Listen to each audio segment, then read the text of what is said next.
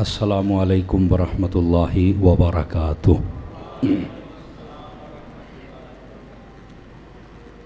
آپ سب کیسے ہیں؟ آپ کی صحت مزاج ٹھیک ہے سب حضرات کی؟ اللہ کی رحمت سے میں بھی بالکل ٹھیک ہوں، اور ایام حج میں نے جن کے مجھے نام آتے تھے ان کے نام لے کر، اور جن کے نام نہیں آتے تھے ان کے لیے ہم نے یہی کہا کہ اس مرکز میں جتنے لوگ اہل محبت آتے ہیں، میرے اللہ ان سب کو اپنے گھر کا حج اور عمرہ کرنے کی سعادت عطا فرما، اور آقا کریم علیہ السلام کی بارگاہ میں بھی آپ کے لیے یہی دعا، بلکہ یہاں تک کہ کوئی اگر مسافر بھی آیا ہے تو اس کو بھی یہ سعادت عطا کی جائے۔ الحمدللہ، اللہ کریم آپ سب کو خیر و برکت دے، اور ہمارے جو حج کے معاملات ہیں اللہ کے فضل سے بہت آسانی کے ساتھ اور بہت ہی خوشی والے ماحول کے اندر ادا ہوئے الحمدللہ۔ اس میں ایک تو دین کی برکت ہوتی ہے کہ ہم نے پڑھا ہوا ہے اور اس کے مطابق عمل کرنے میں آسانی ہے، اور دوسرا میرے ساتھ میرے ایک دوست گئے ہوئے تھے، وہ سید بھی ہیں اور عالم بھی ہیں، اور ان کا 28واں حج تھا۔ ڈاکٹر محمد ارشد شاہ صاحب نقیبی بہت بڑے عالم دین ہیں، ملتان میں رہتے ہیں، وہ میرے ساتھ گئے تھے، بلکہ میں ان کے ساتھ گیا تھا، تو ان کی وجہ سے بھی ہمیں بہت ساری معلومات ملتی رہیں اور بڑی آسانی کے ساتھ ہمارا حج ہوا۔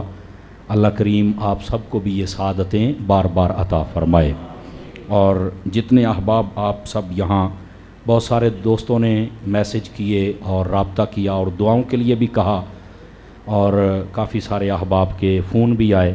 اللہ کریم آپ سب کو اس پر جزائے بہترین عطا فرمائے، اور ہم سب کو اللہ رب العزت اپنے محبوب پاک علیہ السلام کی سچی غلامی نصیب فرمائے۔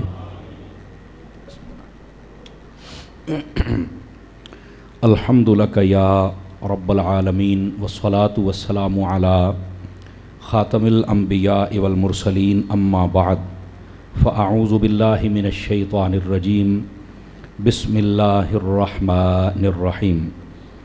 قال اللہ تبارک و تعالی فی القرآن المجید والبرہان الرشید، هل اتی علی الانسان حین من الدہر لم یکن شیئا مذکورا، انا خلقنا الانسان من نطفۃ امشاج نبتلیہ فجعلناہ سمیعا بصیرا، انا ہدیناہ السبیل اما شاکرا و اما کفورا۔ آمنت باللہ صدق اللہ العظیم وبلغنا رسولہ النبی الکریم الامین، ان اللہ وملائکتہ یصلون علی النبی یا ایہا الذین آمنوا صلوا علیہ وسلموا تسلیما۔ الصلاۃ والسلام علیک یا سیدی یا رسول اللہ وعلی آلک واصحابک یا سیدی یا حبیب اللہ۔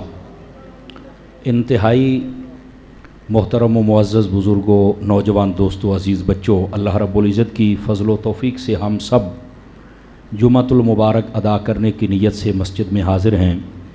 میری دعا ہے خالق کائنات ہم سب کا حاضر ہونا اپنی بارگاہ اقدس میں قبول و منظور فرمائے۔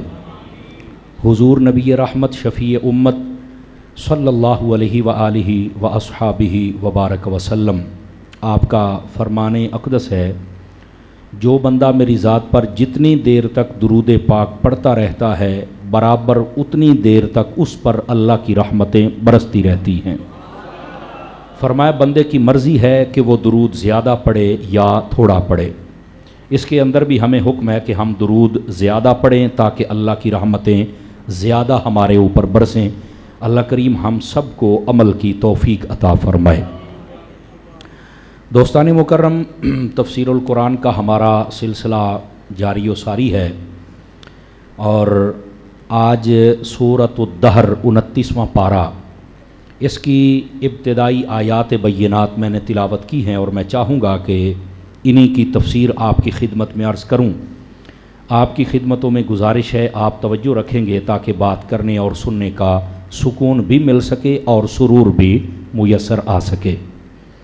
اللہ رب العزت نے فرمایا هل اتی علی الانسان حین من الدہر لم یکن شیئا مذکورا، فرمایا کہ انسان پر ایک ایسا زمانہ گزرا ہے کہ اس وقت انسان قابل ذکر چیز ہی نہیں تھا. یہ انسان پر ایک ایسا وقت گزرا ہے، زمانہ گزرا ہے.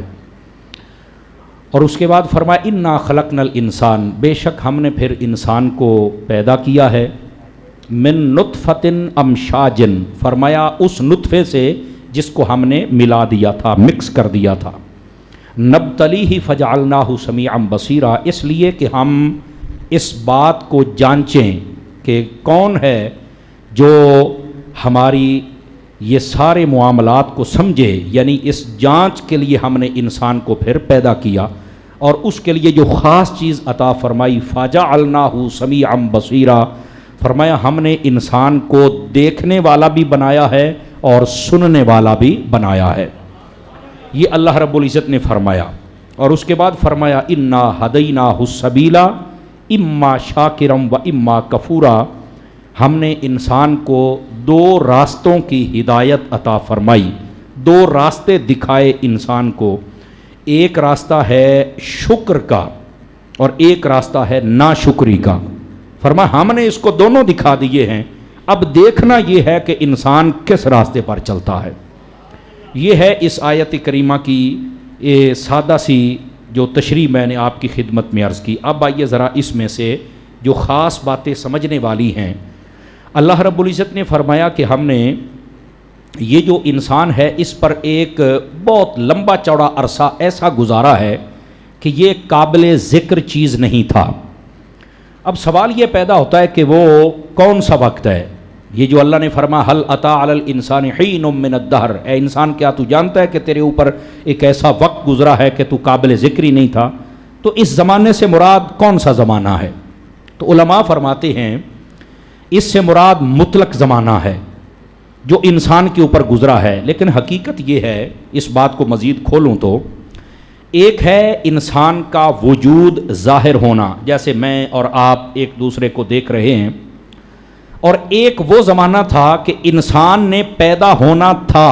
اس بات کا نہ فرشتوں کو پتا تھا اور نہ ہی اللہ کی کسی اور مخلوق کو پتا تھا، یہ صرف اللہ کے علم میں تھا. سمجھ آ رہی ہے میری بات کی؟ اللہ کے علم میں تھا، کسی اور کو ابھی پتا نہیں تھا. تو یہ اس کی طرف علماء کہتے ہیں اشارہ ہے کہ اے انسان تیرے اوپر ایک ایسا زمانہ گزرا ہے کہ تو اللہ کے علم میں تھا لیکن ابھی تو ظاہر نہیں ہوا تھا. ایک اس کا یہ مطلب ہے. اچھا، اس کا دوسرا مطلب یہ ہے کہ اللہ رب العزت نے یہ جو انسان ہے اس کو جب پیدا کیا تو اس کے مختلف درجے اللہ نے بنائے ہوئے ہیں. سب سے پہلا درجہ ہے کہ انسان عالم ارواح میں ہوتا ہے. سمجھ آ رہی ہے میری بات کی؟ دوسرے نمبر پر یہ انسان پھر اپنے باپ کی پشت میں آتا ہے، یہ اس کا دوسرا مرحلہ ہوتا ہے. تیسرا مرحلہ ہوتا ہے کہ یہ انسان اپنی ماں کے پیٹ میں آتا ہے. ٹھیک ہے؟ فرمایا یہ جو اتنا عرصہ ہے کہ جب وہ عالم ارواح میں تھا یا باپ کی پشت میں تھا یا ماں کے پیٹ میں تھا، تو اس وقت تھا تو صحیح لیکن اس کا ذکر نہیں ہوتا تھا کہ کہاں ہے اور کیسا ہے. اس بات تھا صحیح لیکن قابل ذکر نہیں تھا. قابل ذکر تب ہوا جب یہ دنیا میں کسی کے سامنے آیا اور اس نے دیکھا تو پھر اس نے کہا کہ یہ کتنا خوبصورت ہے، اس کی آنکھیں دیکھو. اور باپ کہتا ہے یہ میرا لال ہے، ماں کہتی ہے میرا چاند ہے. سمجھ آئی؟ تو جب تک یہ عالم ارواح میں تھا یا باپ کی پشت میں تھا یا ماں کے پیٹ میں تھا تو یہ تھا صحیح لیکن قابل ذکر نہیں تھا. اب کیسے اس کا ذکر کریں؟ کیسے بتائیں کہ اس کا منہ کیسے، کیسے بتائیں کہ یہ ہنستا کیسے ہے، چلتا کیسے؟ بھائی نہیں پتا. سمجھ آ رہی ہے میری بات کی؟ تو اس کا ایک یہ مفہوم اور مطلب ہے کہ ایک وقت گزرا ہے عالم ارواح کا، باپ کی پشت کا، ماں کے پیٹ کا، کہ تیرے اوپر بڑا ایک وقت گزرا ہوا ہے کہ تو قابل ذکر نہیں تھا.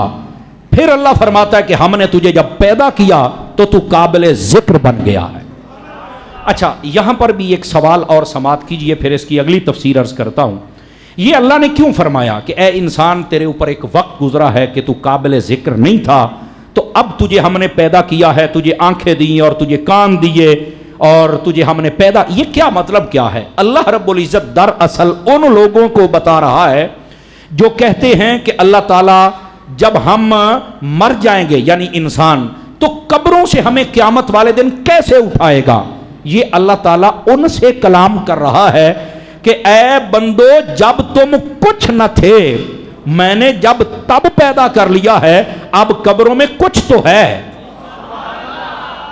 سوچنے کی بات ہے نا کہ جب تم کچھ نہیں تھے، جب ہم نے پھر تمہیں پیدا کر لیا، اب تو قبروں میں پھر بھی تمہاری کو مٹی ہوگی، کو ہڈیاں ہوں گی، کوئی ناخن بال، او کچھ نہ کچھ تے ہو سی نا تے اتھو تو سانو پیدا کرنا اور سوکھا ہو گیا ہے تے جدو تو کچھ بھی کوئی نہ ہے۔ اب یہ اصل فلسفہ یہ سمجھایا جا رہا ہے، اے انسان تیرے اوپر ایک بڑا وقت گزرا ہے، تو تے شے ہی کوئی نہیں سے، لیکن پھر ہم نے تجھے پیدا فرما دیا۔ تو یہاں پر یہ بات سمجھیں ذرا تاکہ آسانی ہو جائے۔ جب بھی آپ کوئی مکان بناتے ہیں نا تو آپ پہلے اس کا نقشہ بناتے ہیں، دکان بناتے ہیں، مارکیٹ بناتے ہیں، سڑک بناتے ہیں، تو اس کا پہلے ایک نقشہ تیار ہوتا ہے، اس کو کہتے ہیں ماڈل۔ کیا کہتے ہیں؟ ماڈل۔ کوئی کار بھی نہیں آتی ہے نا تو اس کا پہلے ماڈل تصویر آتی بھی ایو جی بننی ہے، وہ انجینئر پہلے بناتے ہیں، نقشہ ہوتا ہے۔ اچھا اسی طرح کوئی موبائل ہوتا ہے، ابھی مارکیٹ میں آتا نہیں ہے، ایک مہینہ پہلے ہی وہ ٹی وی پہ رولا پڑ جاتا ہے کہ یہ موبائل ایو جی آنے والا ہے، ایسے ہی ہے نا جی۔ تو وہ پہلے ماڈل ہوتا ہے، اس کی مشہوری ہوتی ہے، اس کے بارے میں بتایا جاتا ہے، پھر اس کو پیدا کیا جاتا ہے۔ سمجھ آ رہی ہے جی؟ تو وہ نمونہ اور وہ نقشہ ہوتا ہے تو پھر آگے اس کے کوئی نئی شے بن جاتی ہے۔ جب اللہ نے انسان کو پیدا کیا تو کوئی نقشہ، کوئی ماڈل، کوئی نمونہ نہیں تھا، اللہ نے پیدا بھی کیا، اور پیدا کرنے کے بعد پتہ کیا کہا؟ فرمایا لقد خلقنا الانسان فی احسن تقویم، میں تینوں بنایا ہے پر ڈاڈا ہی سونا بنایا ہے۔ اب سمجھ آئی آپ حضرات کو؟ یعنی وہ نقشے بنتے ہیں، او دے اندر پھر وڈ کٹ ہوں دیئے، او دے اندر پھر یہاں سے یہ کر لو، یہاں سے یہ کر لو۔ اچھا پھر وہ جو چیز دنیا میں بنتی ہے نا، یہ بھی سنو، انسان تو کتنا عظیم ہے، ذرا سن۔ جب بھی دنیا میں کوئی چیز بنتی ہے، مثال کے طور پہ آپ نے موبائل بنایا ہے نا، 6 ماہ کے بعد وہی کمپنی وہی موبائل اس کو اپڈیٹ کرے گی، نہیں یار اے دے پہلو اینج کیمرے نے ہن اینج کر دیو، اینو تھوڑا جا لمبا کر دیو، ان وچ اے چیز پا دیو، اے وچ اے چیز پا دیو۔ ایسے ہوتا ہے نا۔ کار ہوتی ہے، پہلے جی اے اینج اے دیاں لائٹاں بدل دیو، اے دے جی بمپر بدل دیو، اے دے جی سیٹاں اندروں بدل دیو، اے دے جی اے کر دیو، اے جی نواں ماڈل آیا کھلوتا ہے۔ صدقے جاواں اپنے رب تو، آدم تو لے کے ہن تائیں تے ہن تو قیامت تائیں انسان پیدا کیتا ہے، پر جو ماڈل بناونا سی انہیں بنا چھڑیا ہے۔ بس کئی سال کے بعد نیا نقشہ نہیں آئے گا، اے دیاں 3 ٹنگاں کر دیو تے دیاں 5 کر دیو تے 2 ہاتھ کر دیو، نہ بھائی نہ۔ آپ نے توجہ نہیں فرمائی میرا خیال ہے، ہیں اینو ہینج کر دیو تے اینو ہینج، نہ نہ نہ نہ، ایو انسان ہے، اللہ نے بنا دیا ہے، کوئی یہ دے اندر وعدہ گھاٹا نہیں کیتا۔ فرمایا یہ ہن انسان تو بن گیا ہے، یہ چیزیں جو زیادہ اور کم کی جاتی ہیں یہ اس لیے لوگ پسند کرتے ہیں، اس میں یہ کوالٹی ہے، اس میں یہ کوالٹی ہے، اس میں یہ کوالٹی ہے، اس لیے ہم اس کے پیچھے بھاگتے ہیں۔ تو اللہ نے فرمایا ہم نے بھی تمہیں کوالٹی دی ہے، کیا؟ ان اکرمکم عند اللہ اتقاکم، فرمایا اگر تم چاہتے ہو کہ تمہیں اللہ پسند کرے تو پھر تقوی اختیار کرو، تمہیں خدا بھی پسند کرے گا، تمہیں مصطفیٰ بھی پسند فرمائے گا۔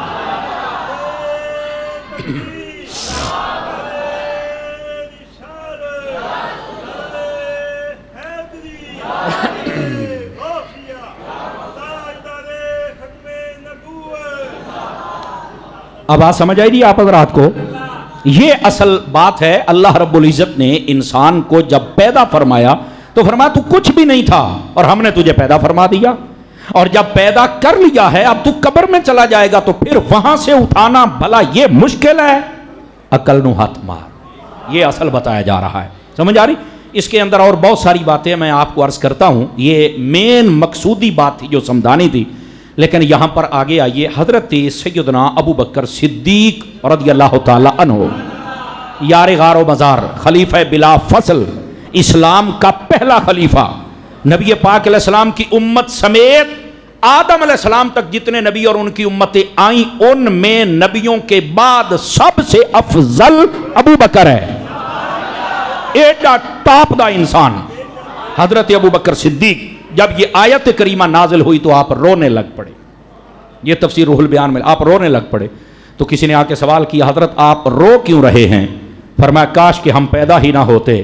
اب تم تو یہ سمجھ رہے کہ اللہ نے فرمایا ہم نے تمہیں پیدا کیا ہے تو پھر بعد میں بھی پیدا کریں گے, پھر اٹھائیں گے قیامت والے دن. فرمایا تمہیں اگلی گل دا نہیں پتا بھی اللہ نے اٹھا کے تمہیں کچھ پوچھنا بھی ہے. سمجھ آئی؟ یہ صوفیانہ نکتہ ہے. تو ہماری جو زندگی اللہ نے ہمیں عطا کی ہے, یاد رکھیں زندگی کے بارے میں ہم سے سوال بھی کیا جائے گا. تو ہمیں چاہیے کہ اپنی زندگی کو اللہ اور اس کے رسول کی فرما برداری میں بسر کریں.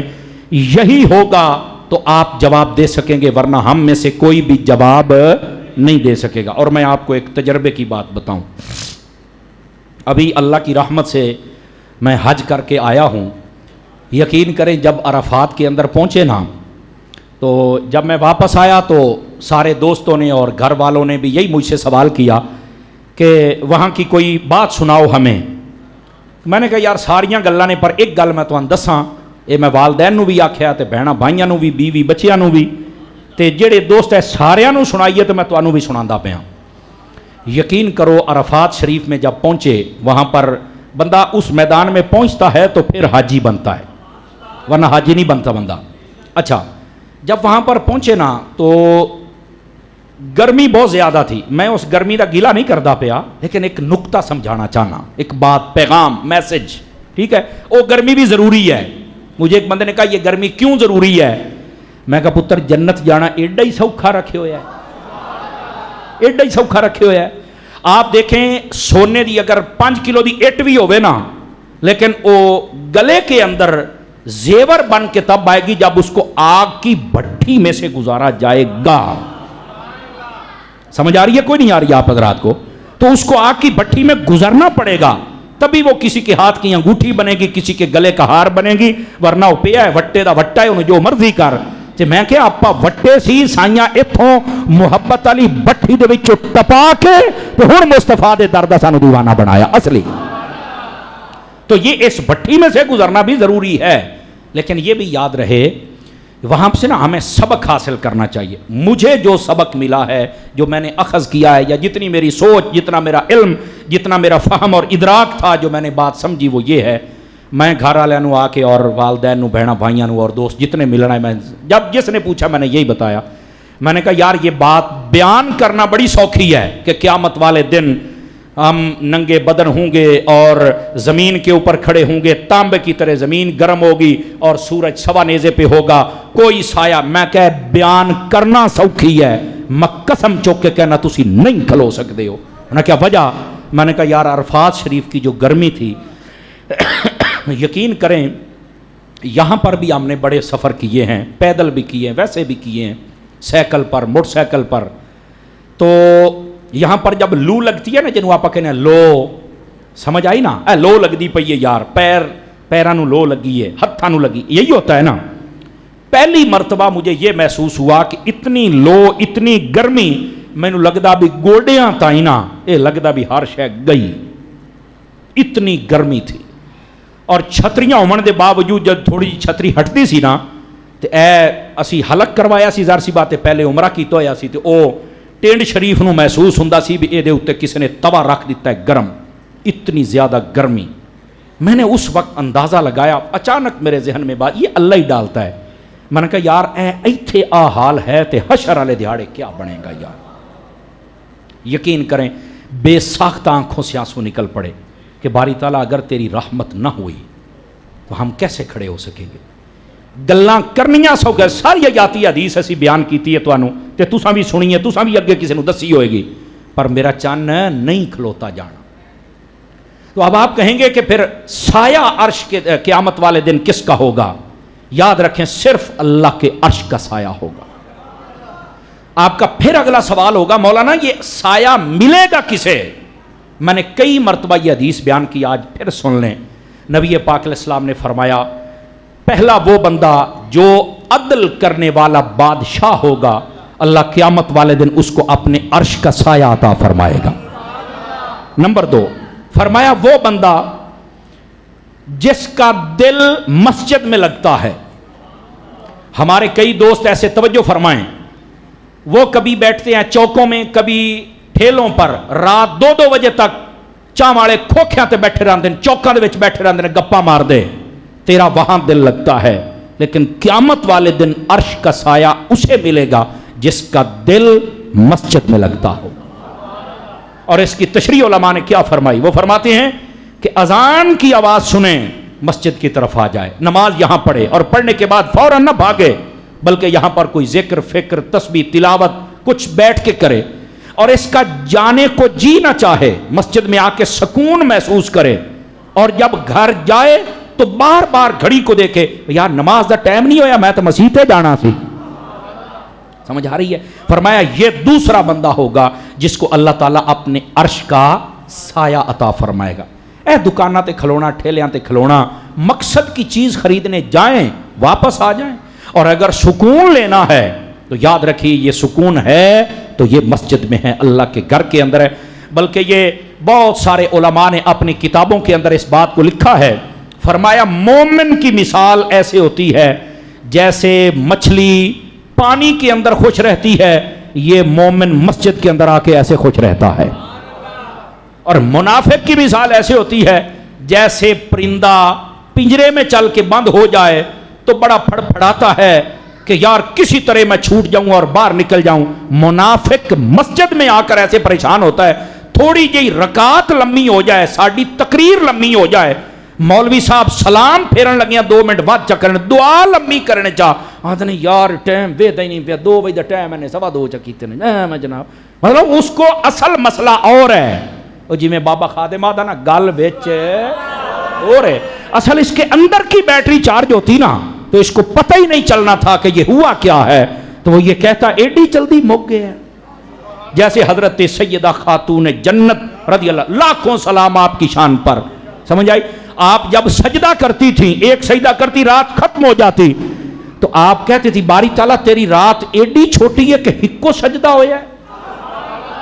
ये मोहब्बत वाले जो होते हैं वो यूं कहते हैं, और जिन्हों ना होवे, ये कुरान मजीद में फरमाया जो मुनाफिक होता है, हदीस शरीफ में भी है, बुखारी शरीफ में रिवायत भी मौजूद है बाकायदा तौर पर, और मुनाफिक की निशानियों में से एक निशानी है जब नमाज का वक्त आएगा इसका सर भारी हो जाएगा, नमाज पढ़ना शुरू करेगा, इन्हों अगली रकातों का फिक्र, एक किमें मुकसैन है, ऐसा फिक्र होता है। हमें सोचना होगा। बहरहाल सुकून अगर हमारा है तो वो मस्जिद में है, और ये दूसरा बंदा है जिसको अल्लाह ताला अपने अर्श का साया अता करेगा। मुझे निहायत अफसोस हुआ, कल ही मैंने खबर सुनी, पाकिस्तान में किसी जगह पे सिनेमा बना है, तो यहाँ की एक वज़ीर है औरत, उसने कहा जी अल्लाह ताला के फजलो करम से 5 फिल्में बनी हैं और हमारा अब काम अच्छा चल रहा। अस्तगफिरुल्लाह सुम्मा अस्तगफिरुल्लाह, इन औरतों को शर्म करनी चाहिए। मतलब जब कोई बुरा काम हो तो तब तो अल्लाह का शुक्र अदा ना करो। अब इस पर हम क्या तबसरा करें? अगर तबसरा करें तो फिर कहना भी हाजी तो आंदे काम चुक देता है, अब हम क्या करें? समझ आ रही है? बहरहाल मैं यही कह सकता हूं अल्लाह ताला उस औरत को हिदायत अता कर दे और हमारे मुआशरे को समझ अता कर दे। देखो सैनमे बनाते हैं हुकूमती सतह पर, आपने कभी सुना है कि हुकूमत ने हर शहर में सैनमे 5-5 बनाए, चलो 10-10 मस्जिद बनाई? कभी सुना हो आपने? बताओ मुझे। इनका ताल्लुक ही मस्जिद से नहीं है। मुझे समझ नहीं आती भी ये मुसलमान हैं या क्या हैं, समझ से बात बालाता। कितने अफसोस की बात है। तो वो ये क्या कहना चाहते हैं, सुकून अगर है तो वो मस्जिद में है, वो किसी और जगह नहीं है। और अगर आप मस्जिद में जितना वक्त दें, उसके बाद अगर आप अपनी फसल में चले जाएं, अपने घर बार में चले जाएं, दुकान पर चले जाएं, अगर वहां सुकून हासिल करना है तो फिर कुरान मजीद ने फरमाया अला बिज़िक्रिल्लाह तत्मइन्नुल कुलूब, फरमाया लोगों तुम्हारे दिलों का सुकून है तो वो अल्लाह के जिक्र के अंदर है। जहां भी जाओ अल्लाह का जिक्र करते रहा करो, अल्लाह तुम्हें तुम्हारे दिलों का सुकून अता फरमा देगा। तो क़यामत वाले दिन अल्लाह के अर्श का साया अदल करने वाले बादशाह को मिलेगा। दूसरा वो बंदा जिसका दिल मस्जिद में लगता है उसके साथ बनेगा। मस्जिद के साथ दिल लगाएं, लेकिन मस्जिद के नमाजियों को तंग ना किया करें। बस औकात होता है ए जगह मेरी है, ए कुर्सी मेरी है, मैं अजान ही मैं देनी है, तकबीर ही मैं पढ़नी है, बस औकात इस पर लड़ाइयाँ, जितनी देर मैं मरना नहीं तो सारा काम मैं ही करना है। नहीं नहीं नहीं, ये बात गलत है। किसी और को भी मौका दो। یقین کرو اگر آپ ناراض نہ ہو تو میں ایک بات کہہ دوں، ہمارے کئی مساجد کے اندر اذان دینے والے ایسے دیتے ہیں اونا تو چنگی بانگ ککڑ دے لیندا ہے لیکن اس ابھی کر دی جان نہیں چھڑ دے. کئی مرتبہ سمجھاؤ تو اذان نہ دے، تو بلڈا ہو گیا، تیرے دانت ڈہ پین، تیرے آواز اب مخارج ٹھیک نہیں. سمجھ آئی؟ اذان خوبصورت دینی چاہیے، اس انداز میں سنن والا جتھے بھی بیٹھا ہے نا او دے دل دے اندر ایک کھچ پوے کہ یار میں مسیح تے جانا ہی جانا ہے. ایتھے با اللہ اکبر اللہ اکبر، میں کہ واہ بھائی تیرے تو چنگی تے ککڑی بانگ دے لیندا مر رہے تو کڑے کمی پائے گا. ناراض تو نہیں ہوئے آپ حضرات؟ مطلب یہ ہمیں سمجھنا چاہیے، یہ ہمارے جن کے مخارج ٹھیک نہیں یا بزرگ ہو گئے اور تھوڑا جا ہاتھ تھوڑا رکھیا کرو.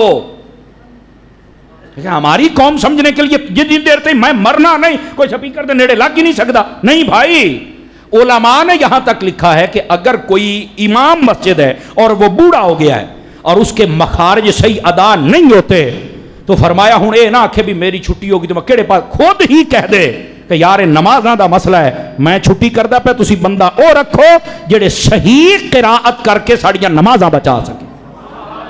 سمجھ آ رہی ہے میری بات؟ لیکن نہ ایتھے تو ادھی ادھا محلہ مولویاں نے اپنے نال لایا ہوندا میری چھٹی کرا کے تے ویکھ ایک باری. میں کم چو پارٹیاں بازیاں، او مولوی صاحب تسی پارٹیاں بناویں نہیں آئے، چپ ہی ہو گئے ہو جناب. سمجھ آ رہی ہے؟ مطلب جو مولانا ہوتا ہے نا، مولوی ہوتا ہے، وہ سب کے لیے ہوتا ہے. سمجھ آئی نا؟ اگر وہ دی وجہ تو روڑا پہ جاوے تو مڑ چاست آ گئی نا. سبحان اللہ.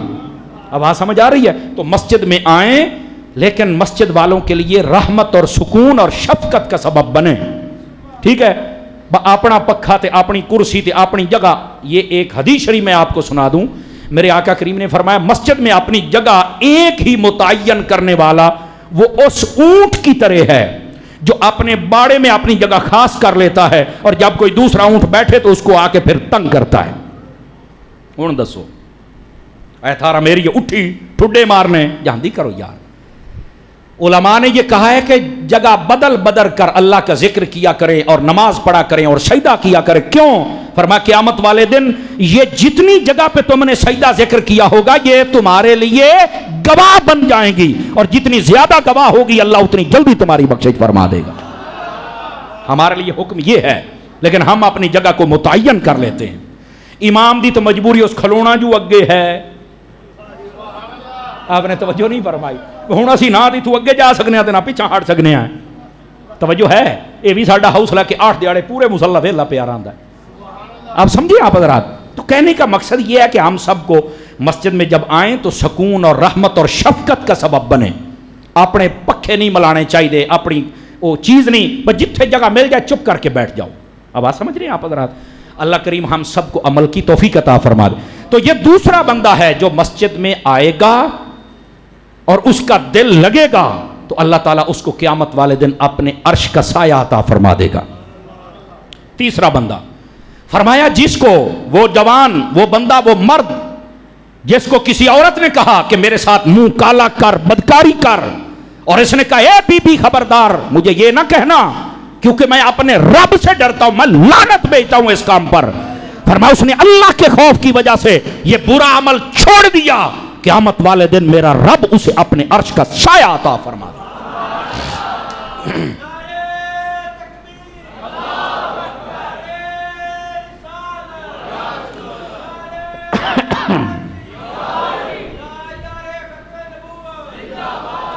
جتنے بھی آج ہمارے معاشرے کے لوگ ہیں کاش کہ ان کو یہ بات سمجھ آ جائے، وہ جوان ہوں، بڑے ہوں یا بوڑھے ہوں، کاش ان کو یہ بات سمجھ آ جائے. ایک تو ہمارے معاشرے سے یہ بے حیائی اور بدکاری ختم ہو جائے اور دوسرا اللہ ہمارے مقدر میں اپنی رحمت سے جنت فرما دے گا.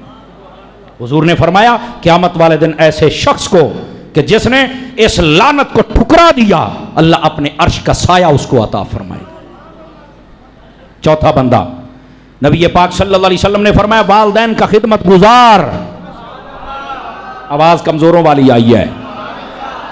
والدین کا خدمت گزار اللہ تعالیٰ قیامت والے دن اس بندے کو بھی اپنے عرش کا سایہ عطا فرما دے گا.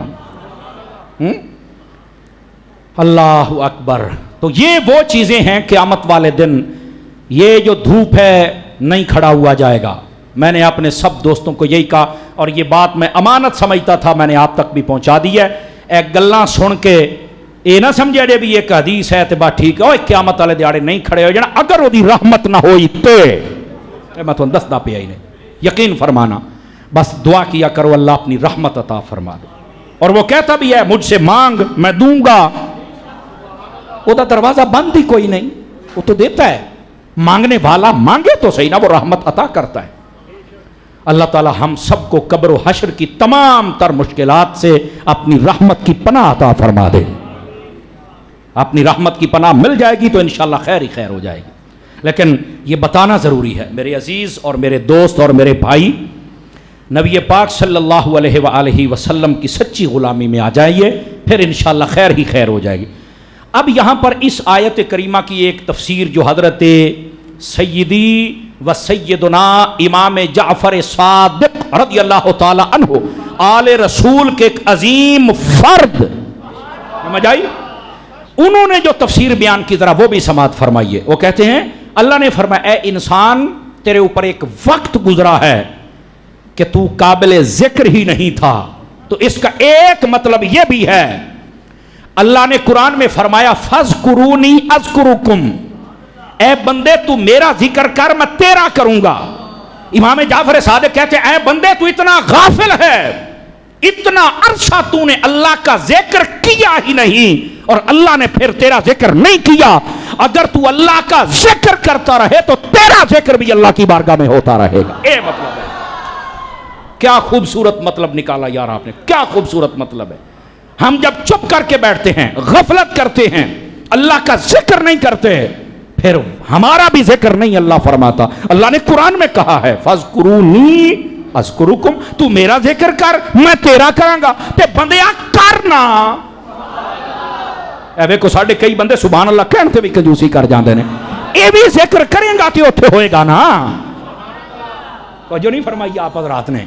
اس لیے میں کہتا ہوں محافل میں جب نیک محافل میں آؤ چپ نہ بیٹھے، ویسے بھی تسبیح پڑھنے کی اللہ ذکر فکر کی عادت بناؤ، تم اس کا ذکر کرتے رہو گے وہ تمہارا ذکر فرماتا رہے گا۔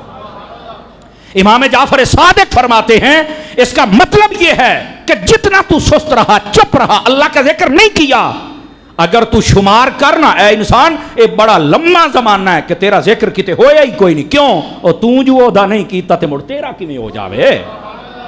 اب بات سمجھ آئیے کیا خوبصورت آپ نے تفسیری اور صوفیانہ نکتہ عطا فرمایا۔ اس کا مطلب ہے ہم سب کو چاہیے کہ ہم اللہ کا ذکر کرتے رہیں۔ اب آپ کہیں گے مولانا گال تو تیری ٹھیک ہے جس لئے اسی سوں جانے ہاں اس ویلے اللہ دا ذکر کی میں کریے، میں کہے تو کدی پوچھے آتے تین دسیے ہاں نا، تمہیں کیا پتا کہ نیند کے وقت اللہ کا ذکر آپ کیسے کر سکتے ہیں؟ کلمہ پڑھ کے سو جائیں۔ توجہ نہیں فرمائی آپ حضرات نے؟ آپ کلمہ پڑھ کے سو جائیں، سمجھ آئی؟ آپ کا ساری رات سونا بھی اللہ کی عبادت میں شمار کر لیا جائے گا۔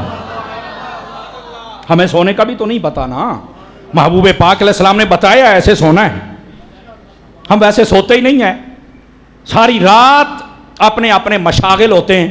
کئی بندے سوتے ہیں تو ان کے ہاتھ میں سویرے اٹھنا تے او جڑا سامنے ہوندا ہے کہ O T V O the remote او دے ہاتھ وچ ہوندا ہے، میں کہ کاش کہ تیرے ہاتھ تسبیح ہوے آ، دیکھیں کیڑی ڈھلی جئی آواز دے نال بولے ہو، کاش کہ ہمارے ہاتھ میں تسبیح ہوتی، پڑھتے پڑھتے میں سو جاؤں یا مصطفیٰ کہتے کہتے کھلے آنکھ سلے، کاش کہ ایسا ہو جائے۔ ایسا ہویا ہی کدی نہیں نا، سامنے ٹی وی ہو وہ چینل بدل دیاں بس اوتھے ہی سوں گیا تے یہ کوئی جٹ بھرا ہے تے او حکے دی نڑی منہ وچ تے اونجے سوں گیا ہے۔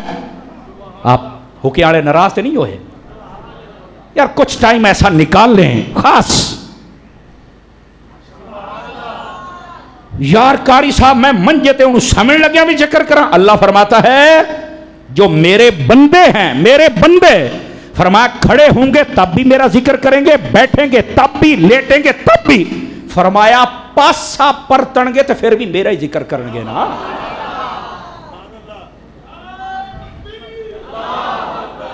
آ جائیے مسرت لے آئیے۔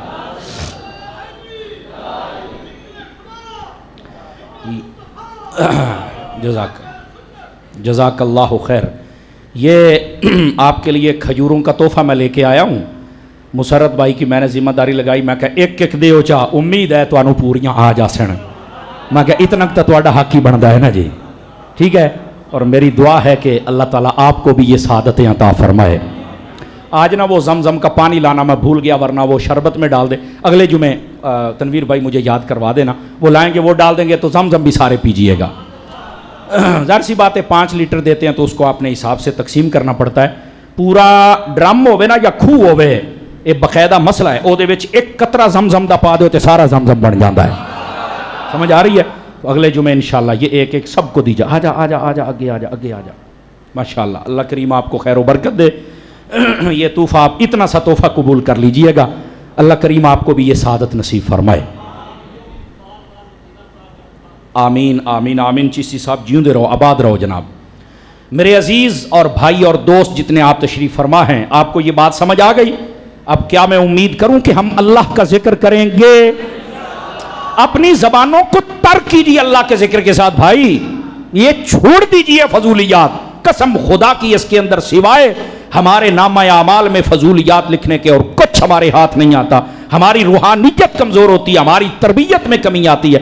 اللہ کا ذکر کرتے رہیں، اللہ روزگار بھی اچھا عطا کرے گا، عبادت کا ذوق اور شوق اور سجدوں کی لذت یہ بھی عطا کرے گا. بری موت، برے خیالات، ہر قسم کی آفتوں سے بھی اللہ محفوظ کرے گا. اس جہان میں میرا مالک ہم سے راضی بھی ہو جائے گا. تو کیا میں امید کروں کہ ہم اللہ کا ذکر کریں گے؟ اللہ اکبر. گرامی قدر حضرات، اب آئیے ذرا اگلی بات. اللہ نے فرمایا هل اتى على الانسان حين من الدهر لم يكن شيئا مذكورا. اے انسان تیرے اوپر ایک وقت گزرا ہے کہ تو قابل ذکر چیز ہی نہیں تھا، بس پھر ہم نے، اللہ فرماتا ہے انا خلقنا الانسان، ہم نے پھر انسان کو پیدا کیا من نطفۃ، فرمایا ایک نطفے سے، امشاجن جس کو ہم نے ملا دیا تھا. یہ ماں کے پیٹ کے اندر جب 2 قطرے آپس میں ملتے ہیں یہ اس کی طرف. اور یہاں سن لیں، یہ آج کل کئی بندے بڑا ان کو پھدکنے کا شوق ہے نا یہ 40ویں کی بات پر، تو یہ بھی سن لیں. یہ تفسیر روح البیان میں روایت لکھی، آدم علیہ السلام کا جب گارہ تیار ہوا تو اللہ نے 40 سال اس کے اوپر بارش برسائی. کتنے سال؟ 40 سال، یاد رکھ لیجئے. اچھا 40 سال اس گارے کے اوپر بارش برسی. 40 سالوں کے بعد جب وہ گارہ اللہ کی بارگاہ میں پیش کیا گیا تو اللہ نے آدم علیہ السلام کا جب ڈھانچہ تیار کیا تو اس ڈھانچے کے اوپر پھر 40 سال کا عرصہ گزارا گیا. سمجھ آئی؟ 2 40 ہو گئے. اچھا یہ 40 کس بات کا تھا کہ یہ سوکھ جائے. جب یہ 40 سال گزر گئے، جی ہاں، اگر کوئی کھا رہا ہے تو گھٹلیاں یا جیب میں ڈالو یا ادھر ڈال دیجئے. پھر جب اگلا یہ 2 40 گزرے، پھر اگلا 40 سال جب آدم علیہ السلام کا ڈھانچہ یہ سوکھ گیا اور یہ ایسے کھڑکتا تھا، جب اس کو کھڑکاتے تھے نا ایسے تو یہ بجتا تھا. 40 سال میرے رب نے پھر گزارے. یہ تفسیر روح البیان میں اسی آیت کے تحت لکھا ہوا ہے. آدم علیہ السلام پر یہ 40 کا عرصہ 3 مرتبہ گزرا ہے. سمجھ آ رہی ہے نا؟ تو یہ جو ایصال ثواب والا 40واں وہ اس 40 کا دن ہے، یہ کوئی اس کی دلیل نہیں ہے، لیکن ابتدا بیٹا یہاں سے ہوتی ہے. سمجھ آ رہی ہے میری بات کی؟ کوئی نہیں آ رہی؟ تو حضرت سیدنا آدم علیہ السلام پر ایسے زمانہ گزرا 40 کا، تو یہ 40 تو انسان کی فطرت میں ہے. سمجھ آ رہی ہے؟ بھاگنے والے پتہ نہیں اپنا تعارف کیوں نہیں کراتے. کوئی نہیں، تمہارا تعارف بھی کروائیں گے، تمہارا تعاقب بھی کریں گے، ٹینشن نہیں لینی آپ حضرات نے. اب جو بات آپ کی خدمت میں کہہ رہا ہوں ذرا اس بات کو سمجھیے گا. بس اوقات ہوتا ہے نہیں جی یہ ایسے ہی 40واں بن گیا. میں کہ جی میں تو میں مولوی بن گیا ان دھوتے آ، نہ تینوں پتا پیو دا نہ تینوں پتا ہے ماں دا، نہ سجے دا نہ کبے دا. 2 کتاباں پڑھ کے تو بک بک شروع کر دیتی ہے. تو بھی تے ایویں بنیا ہے نا.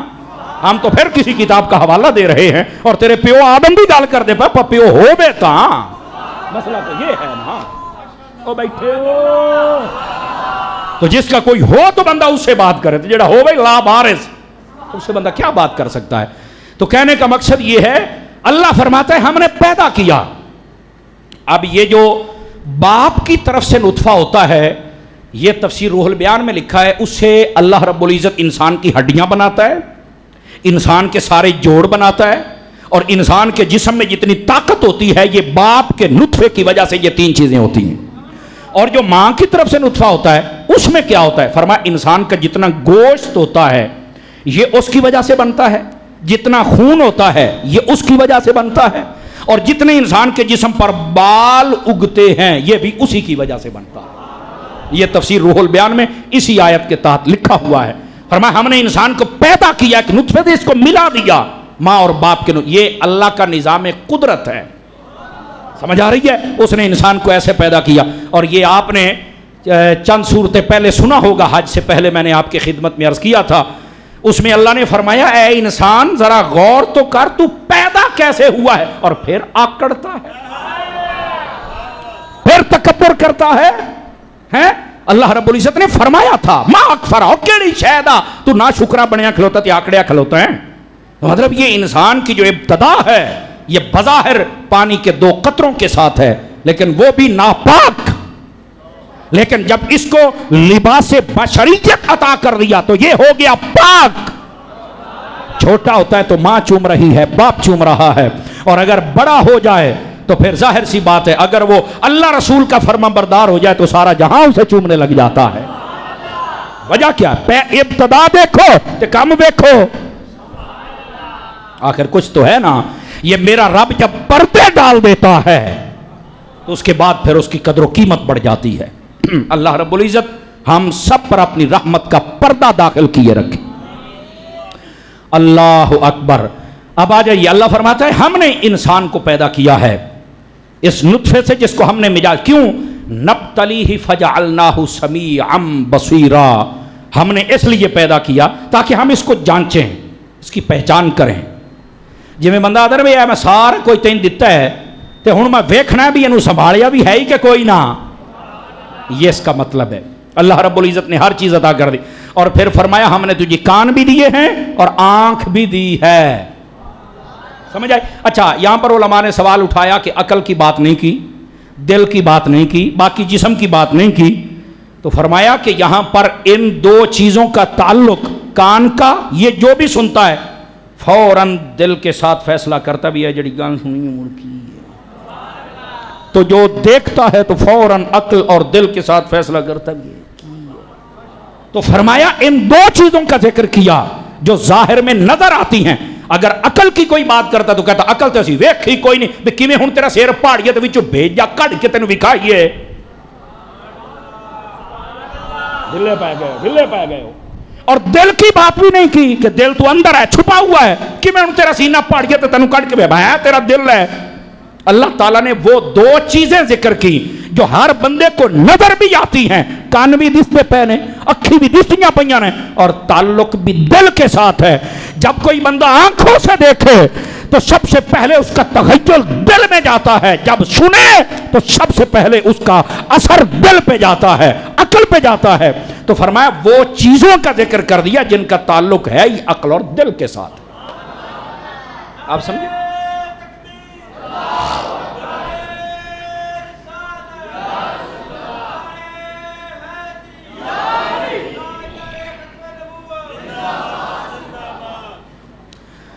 اللہ